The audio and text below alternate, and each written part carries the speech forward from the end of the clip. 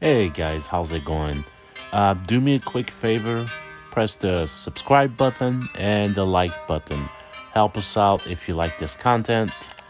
And yeah, let's get to this review. So, this is the reboot of Ultimate X-Men by Peach Momoko. So, let me tell you, first of all, the art.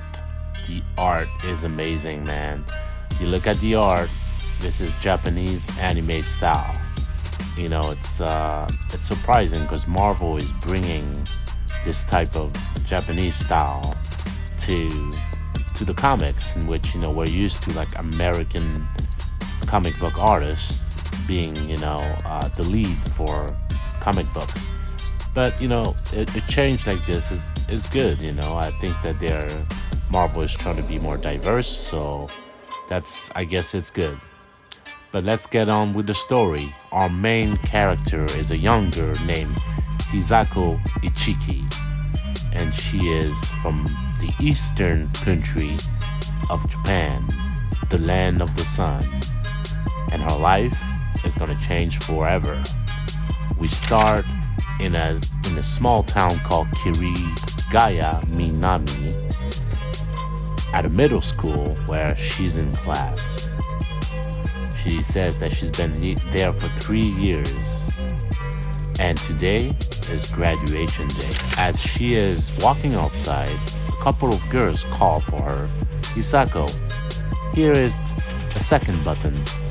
A second button is usually from the male student's jacket, and what it represents is that if a male give you their buttons, it means that they have a crush on you. So there, a couple girls give her a button, and they're kind of messing around with her, bullying her, saying that, oh, it's the boy over there that gave it to you. And then they run off, basically laughing. And this story takes a quick turn when there's a note left on that buttons. The note is basically telling her to meet at the temple in the mountains behind the school. Now she goes to that mountains on a bicycle. She waits quietly and she sees a boy. But is it a boy? Next thing you know, this creepy, shadowy thing shows up and says, Hisako, I knew you would come. Hoping to make new friends? Of course, she doesn't know who that is. And the creepy shadow gives her this toy or something. And it's telling her, do you remember Tsubasa? Tsubasa is her school friend, and basically they had a good friendship. And it says here, until he died. So he's no longer alive. And she's reminiscing about those memories where she basically was trying to help him out and, just telling him to brush it off until he died. So, there was a lot of pressure on him, and she feels guilty about that. Now, she's scared of the shadow, and basically, she opens her eyes and the shadow is gone. Now, somebody taps her on her head. She looks up, and it's this boy that looks like her friend. Very, very creepy picture. She runs away, and this is where we first find out about her power. She runs away in her bicycle, and kaboom! A car hits her. But what do you know? She is well protected by this armor thing. That's her power. She's obviously she's a mutant, and that power thing blocks the car from even hurting her. Now she doesn't know what's happening. She doesn't even know, what that armor, that pink armor was. As she gets home, of course, she's isolated and she's feeling guilty about her friend. She's not hungry. She goes back to that temple as she goes back to that temple, the shadowy thing shows up and says, "Guilty conscience, Isako, hey?" Now, Isako, he says, "You forgot this diploma from your graduation yesterday." And then now she asks him, "Why don't you tell me what you really want from me?"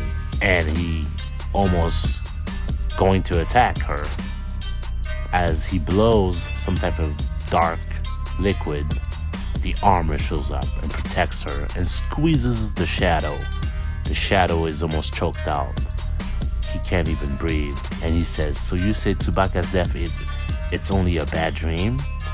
And of course he's trying to get into her head. Then she throws the thing that the shadow gave her. And next to that thing is her friend. Oh, it shows up almost as a ghostly type of ghost. And he says it's too late. It's too late. He put the shadowy thing, put a curse on you. What do you mean? He tells her to answer her phone. She answers her phones, and basically she gets this voicemail that tells her that her coach hung himself last night. And maybe he hung himself because he felt guilty of bullying her friend, bullying that boy. Now she's in shock.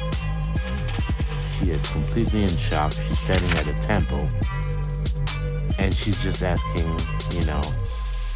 what do you want from me? She's holding that toy thing, that fidget. And that is the issue for Ultimate X-Men rebooting number 1. Like I said before, guys, it's a new art, new style. I truly enjoy it. I think that character is, it's going to be the next big thing. I think that, she's basically, her name is Isako, and she might become the next Miles Morales, guys. We don't have really a main Japanese character in the Marvel universe that could rivals with the Avengers and just be a fit with them, And I think that this character, with the art, is so beautiful, but this character alone, she could become one of the big Marvel character. But anyway, guys, I'm gonna leave it. I like the book. It's only issue number 1. Let's see what the future holds. And again, subscribe and like, please. And I will see you guys later. Bye.